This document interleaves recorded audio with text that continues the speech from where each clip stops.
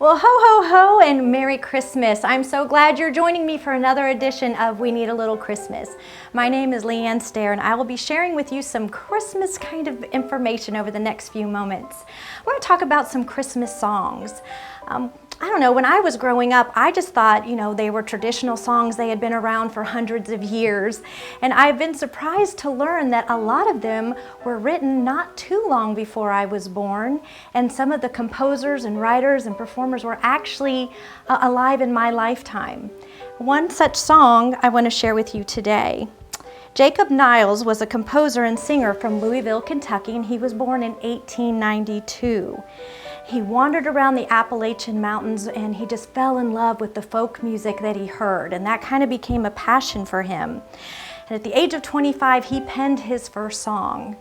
In 1925, he moved to New York City, where he not only sang on radio and stage, but began to publish music collections. And by 1940, he was a recording sensation. He was on RCA labels and recognized as one of the nation's top opera singers of all things, if you can imagine that, since he loved folk music.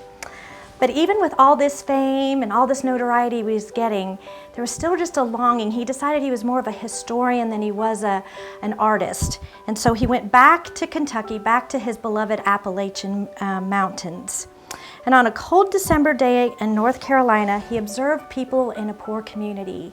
He could hear the crunching of the snow and just watch kids running up to windows to look inside, to see the small displays of what it is they might want for Christmas. And as he was observing that, all of a sudden he heard a voice calling to him.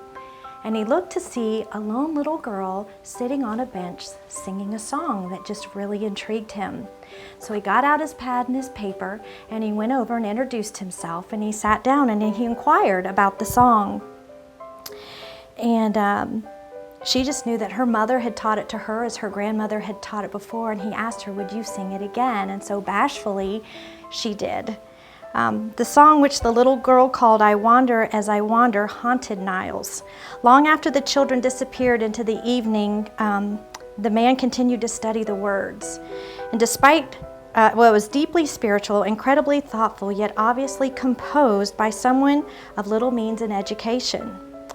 The lyrics embraced the joy and wonder of Christmas, but also lingered on the sacrifice of Christ, of a child grown into a man that died on the cross. And the words and the music were perfect, simple, direct, and inspired.